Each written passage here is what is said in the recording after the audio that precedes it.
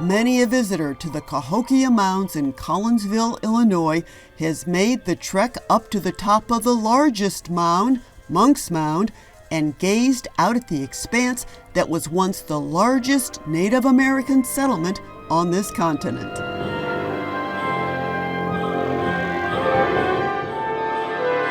The mounds are especially inspiring to composer James Lee III.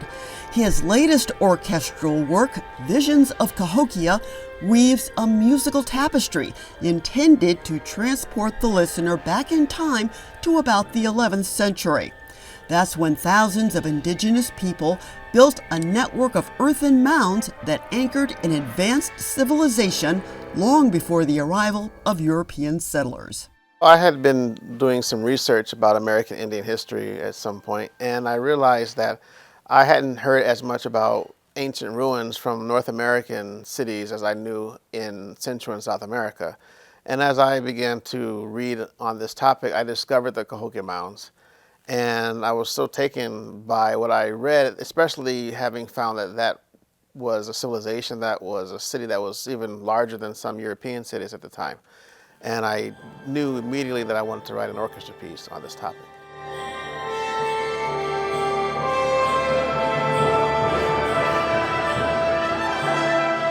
We stopped in at Powell Symphony Hall during a rehearsal of Visions of Cahokia prior to its world premiere in January of 2023. It was commissioned by St. Louis Symphony Orchestra music director Stefan Denev, who has a professional history with Lee.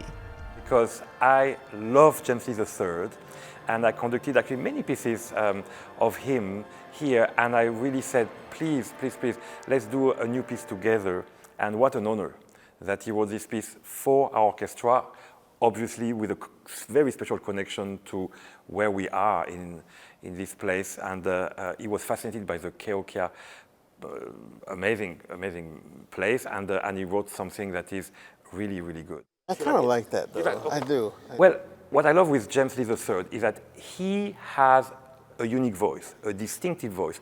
So what is interesting is whatever he composes, whatever theme, you can feel his own qualities, which is a very lush orchestration, a sense of layering the orchestra in a very creative way. Visions of Cahokia is a 3-movement, 13-minute symphony. The first movement is called Cahokia's Dawn. And it is in that movement where the idea of this civilization that will eventually grow into like maybe a term we might use as megacity. And then we have the second movement, which is one of devotion, where the various woodwinds, once again, they are singing in their devotion to their god Jehovah. That was the name for God in the Choctaw language.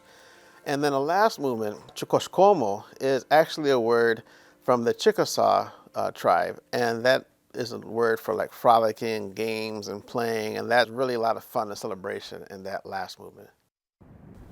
Prior to the premiere of Lee's work, the Baltimore-based composer toured the Cahokia Mounds Interpretive Center. Its displays include artifacts like pottery and tools for farming, hunting, construction, playing games, and making music. Yeah, rattles, drums, flutes, whistles.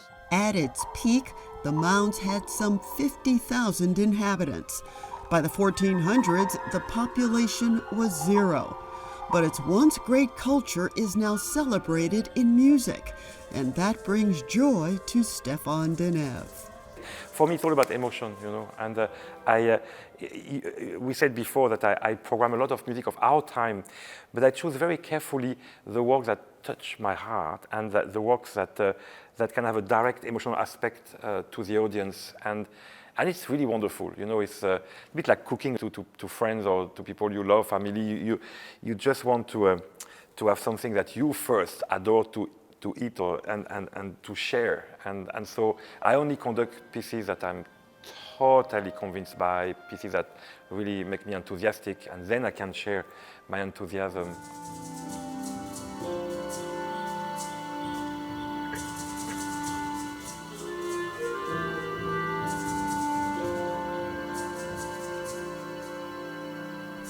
For Living St. Louis, I'm Ruth Ezel.